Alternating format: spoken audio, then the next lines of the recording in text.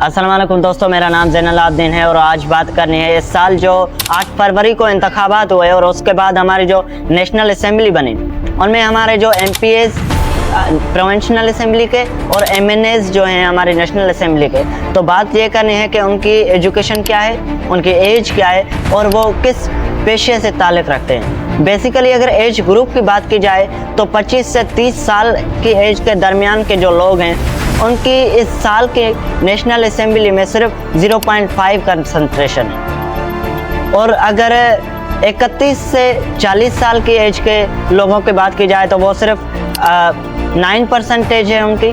उसके बाद 41 से 50 साल की उम्र के जो लोग हैं उनकी सिर्फ 27% है। उसके बाद 51 से 60 साल की उम्र के लोगों की जो परसेंटेज है वो 28.5 है। और सबसे ज़्यादा वो लोग हैं जिनकी एज 60 से अबोव है, फिर चाहे वो 70 हो, 80 हो, 90 हो, कुछ भी हो सकती है। यानी इस साल हमें हमारी नेशनल असेंबली में सिर्फ बुजुर्ग नज़र आएंगे जो कि ठीक से चल भी नहीं पा रहे होंगे, वो हमेशा बीमार होंगे। बिकॉज़ इस उम्र में, इस दौर में जहाँ कोई ग़िज़ाइयत जो ग़िज़ा होती है वो इतनी फ़ायदेमंद नहीं होती, तो तकरीबन लोग बीमार रहते हैं इस एज वाले। और उसके बाद कंपैरिजन अगर हम इनका करें जो हमारी 2013 और 2018 की इलेक्शंस थी और उस टाइम जो हमारी नेशनल असेंबली बनी थी, तो उस टाइम 2013 की मैं बात कर रहा हूँ, जवान जो लोग थे यानी 25 से 30 की एज के, उनकी 2% थी। उसके बाद 2018 में जब हम आए तो उसमें वो परसेंटेज डिक्रीज़ होकर 1% हो गई। उसके बाद 2024 की जो इलेक्शंस हुई तो उनमें 0.5 रह गई। तो इस रेशो से, इस प्रोपोर्शन से, जिस तरह से ये कंसंट्रेशन कम हो रही है, जिस तरह से ये परसेंटेज कम हो रही है, तो हमें लगता है कि आने वाले 2-3 इंतखाबात के बाद हमें एक भी जवान अपनी नेशनल असेंबली में नहीं मिलेगा। उसके बाद अगर बात की जाए जिनकी एज 31 से 40 है तो उनकी 2013 की इलेक्शन जो थी उनमें 10% थी।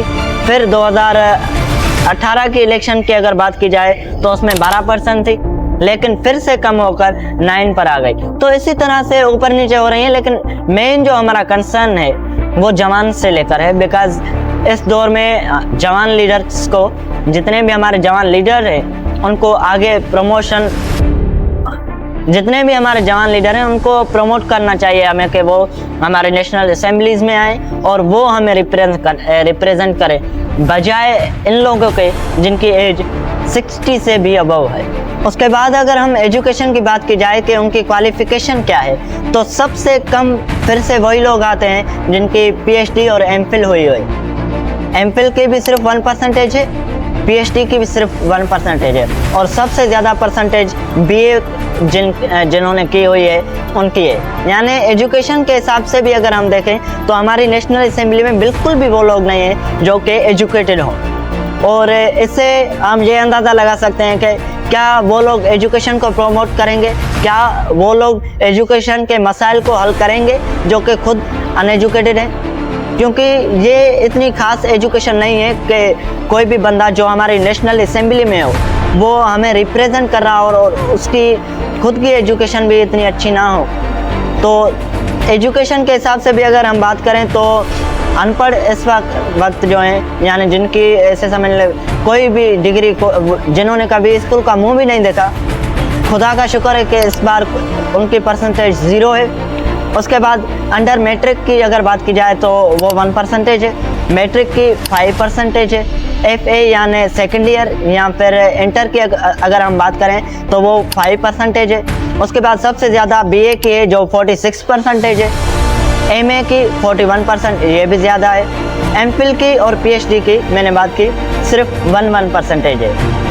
तो ये एक और इशू है हमारे लिए कि हमारी नेशनल असेंबली में एजुकेटेड लोग बहुत कम हैं। दोस्तों अगर फिर हम बात करें पेशों की कि वो क्या करते हैं बेसिकली, तो इस बार सबसे जो ज़्यादा परसेंटेज आई है वो ताजरों की यानी बिजनेसमैन्स की आई है। यानी इस बार जो हमारी नेशनल असेंबली है वो बिजनेसमैन ने खरीद कर ली है पूरी की पूरी। उसके बाद सेकंड नंबर पर जो हाईएस्ट परसेंटेज है वो ज़मींदारों की है, यानी इन्होंने मिल बांट कर जो है ना असेंबली को खरीदा है। एक हम ऐसे कह सकते हैं कि उन्होंने मिलकर हमारी नेशनल असेंबली को खरीदा है। तो इनकी अगर परसेंटेज वाइज हम बात करें कि जिन पेशावर लोग जो हैं, तो अगर परसेंटेज वाइज हम पेशों को देखें तो सबसे जो कम है वो दीगर लोग यानी जिसमें आम लोग आ जाते हैं वो 1% है। सियासत जिनका पेशा हो, जो कि पॉलिटिकल साइंसेस पढ़े हुए हों, उनकी अगर परसेंटेज की बात की जाए तो वो दोस्तों सिर्फ 1% है। उसके बाद सबसे जो सेकंड पोजीशन पे आते हैं वो ज़मींदार हैं, उनकी 45% है माशाल्लाह से। उसके बाद ताजर यानी बिजनेसमैन जिन्हें हम कहते हैं, उनकी 36% है।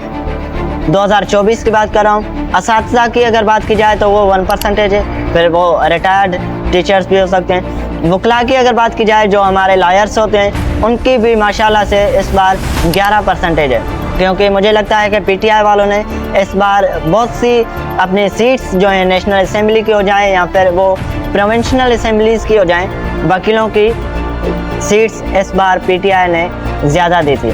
उसके बाद अगर बात की जाए इंजीनियर्स की तो वो भी 1% है, और डॉक्टर्स की अगर बात की जाए तो वो 4% है। यानी इस बार अगर बात की जाए हमारी नेशनल असेंबली को, तो इस बार टोटली ये हुआ है कि वो लोग हैं जिनकी क्वालिफ़िकेशंस भी अच्छी नहीं है, वो लोग हैं जिनकी एज बहुत ज़्यादा है, आउट एज कह सकते हैं हम उन्हें, और वो लोग हैं जो कि ज़मींदार हैं या फिर बिजनेसमैन हैं। यानी अगर हम इसके बाद अपना एनालिसिस पेश करें इस चीज़ को लेकर के क्या ये असेंबली हमारे लिए कारआमद होगी या नहीं होगी, तो वो ये बन सकता है कि जो लोग खुद ताजिर हों, जो लोग खुद ज़मींदार हों, ठीक है, जो लोग खुद बिजनेसमैन हो, तो वो बिल पास करेंगे जो कि आम आदमी को फैसिलिटेट करें?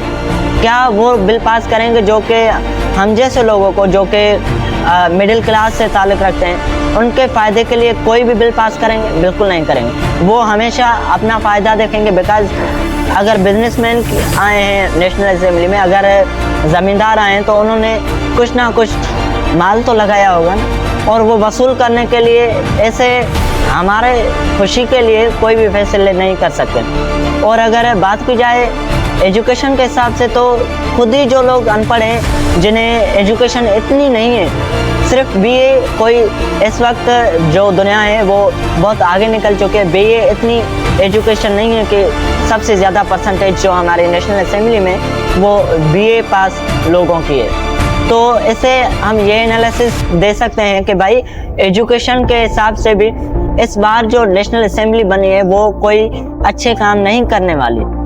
बिकॉज वो लोग जो खुद अनपढ़ हैं वो क्या जानेंगे एजुकेशन की कदर को, और वो क्या फैसिलिटेट करेंगे एजुकेशन को। उसके बाद अगर हम एज वाइज बात करें तो भाई जो लोग खुद 60 साल से ऊपर हैं, जिनकी परसेंटेज सबसे ज़्यादा है, ठीक है, वो क्या जवानों को आगे प्रमोट करेंगे? क्योंकि अगर बात की जाए पॉपुलेशन के हिसाब से तो ये पाकिस्तान वाहिद मुल्क है जिसकी 63% पॉपुलेशन जवान लोगों की है, और माशाल्लाह उसको लीड कौन कर रहे हैं? वो लोग जिनकी एज 60 से भी अबव है। यानी इन जवानों को अब बूढ़े लोग लीड करेंगे। तो आखिर में यही कहना चाहूँगा कि अगर हम चेंज चाहते हैं तो हमें इन सारी चीज़ों को चेंज करना होगा। ये सारी चीज़ें जो हैं ये बहुत मानाखेज़ हैं, ये बहुत मीनिंगफुल हैं हमारे लिए। बिकॉज अगर हमारी असेंबली में एजुकेटेड पीपल नहीं है, अगर हमारी असेंबली में जवान लोग नहीं हैं, अगर हमारी असेंबली में वो लोग नहीं हैं जो कि प्योरली सियासतदान हैं, जो कि पॉलिटिकल साइंसेस पढ़े हुए हैं, जिनकी इन चीज़ों के ऊपर कमांड है। अब हो क्या रहा है कि जिन लोगों ने पॉलिटिकल साइंसेस पढ़ी हुई है वो अपने यूट्यूब चैनल्स बना के बैठे हुए हैं, या फिर वो कहीं ना कहीं पर पढ़ा रहे हैं, या फिर वो कहीं ना कहीं न्यूज़ में लगे हुए हैं। वो यहाँ पर आ ही नहीं रहे हैं बिकॉज उन्हें पता है कि ये सारी जो सीट्स हैं नेशनल असेंबली की वो ये ताजिर और ये ज़मींदार लोग ख़रीद कर लेंगे। और आखिर में यही कहना चाहूँगा कि ये सारे वो लोग जो कि इस बार हमारी नेशनल असेंबली में आए हैं, मेहरबानी करके वो फैसले लें, वो बिल पास करें जो कि आम आवाम को फैसिलेट करें, जो कि आम आवाम के फ़ायदे में हो। शुक्रिया।